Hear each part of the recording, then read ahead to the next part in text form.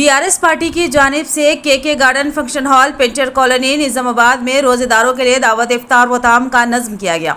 इस तकरीब में मेहमान खुसूसी की हैसियत से साबिक़ा रियासती वज़ीर विमला प्रशांत रेड्डी, साबिक़ा रुकन असम्बली बीगाला गणेश गुप्ता, बीआरएस पार्टी हल्के पार्लियामेंट उम्मीदवार बाजरेड्डी गोवर्धन, साबिक़ा रेडको चेयरमैन एस सलीम ने शिरकत की। इस मौके पर बाजरेड्डी गोवर्धन हल्के पार्लियामेंट उम्मीदवार ने खिताब करते हुए कांग्रेस और बीजेपी पार्टी को शदीद तनकीद का निशाना बनाया और कहा कि गुज़िश्ता इलेक्शन में कविता को हराने के लिए कांग्रेस और बीजेपी खुफिया मुआहदा करके कविता को गुज़िश्ता एमपी इलेक्शन में नाकाम बनाया।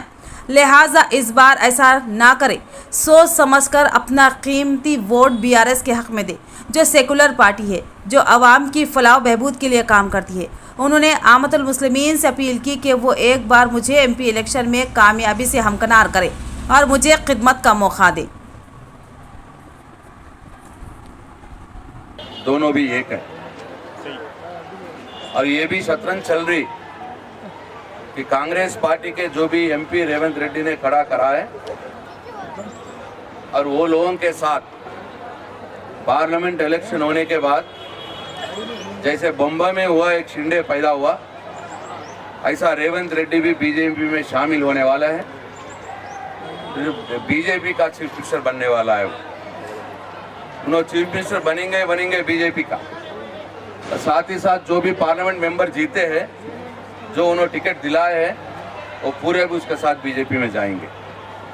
ये होगा जैसे बम्बई में, जैसे महाराष्ट्र कांग्रेस से बीआरएस पार्टी का उम्मीदवार का तय किया है। मुझे आप सब लोगों का दुआ चाहिए।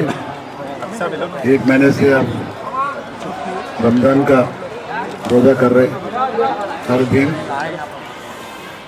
अल्लाह को दुआ मांग रहे आप लोग अच्छे के लिए, तो वो दुआ मुझे भी चाहिए। मैं बहुत आभारी हूँ आप सब लोगों से मिलके। आइंदा भी आपके साथ रहूँगा।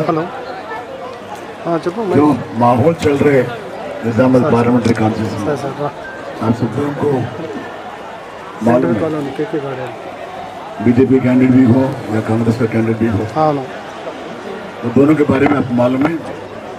गए सो इलेक्शन में, गए सो पार्लियामेंट्री इलेक्शन में अपना कवितम्मा को हराने के वास्ते खुद के कैंडिडेट को हरा के डिपॉजिट भी नहीं आने किसी तरह करके दोनों मैच फिक्स करने के सुदर्शन रेड्डी और जो है जीवन रेड्डी दोनों मिलके जो है बीजेपी के कैंडिडेट अरविंद को जिताया। इसको आप लोगों को मालूम है। एक लड़ने वाली पार्टी एक ही है बीजेपी से, सिर्फ बीआरएस पार्टी। इस स्टेट में, तेलंगाना स्टेट में गए सो असेंबली इलेक्शन में बीआरएस पार्टी के कैंडिडेट बीजेपी कैंडिडेट हरा दिए। इसमें अरविंद भी एक एमएलए कैंडिडेट था कोरोटे से, उसको हराया सो कांग्रेस पार्टी नहीं है, उसको हराया सो बीआरएस पार्टी का। वैसे ही लिटिल राजेंद्र बीजेपी कैंडिडेट हुजूराबाद में, उनको भी हराया सो वाला बीआरएस पार्टी है। कांग्रेस पार्टी थर्ड में चलेगा। और बंडी संजय को भी हराया सो वाला बीआरएस पार्टी है। रघुनंदन राव को हराया सो वाला भी बीआरएस पार्टी है। देश में कहीं कांग्रेस और बीजेपी का इलेक्शन में बीजेपी जीत रहे, कांग्रेस हार रहे। अब ये भी सोचना चाहिए, इससे पहले आप भी और देश में बीजेपी से लड़ना बोल के कांग्रेस बना बोल के आप वोट डाले, मगर बीजेपी जीत गया यहाँ पर भी। और एक ये भी है, मैं किसी के ऊपर इल्ज़ाम नहीं लगा रहा हूँ। कॉमोडिटी से जो शबीर साहब आए यहाँ पर कैंडिडेट बन के कांग्रेस से, उन्हें यहाँ पर आने से कॉमोडिटी बीजेपी जीत गया, या आने पर आप लोग सपोर्ट करें बीजेपी जीत गया। तो एक बार मेरा रिक्वेस्ट ये है सब लोगों को, एक बार बीआरएस के कैंडिडेट मैं हूँ, मैं सेकुलर आदमी हूँ, पहले से सेकुलर हूँ।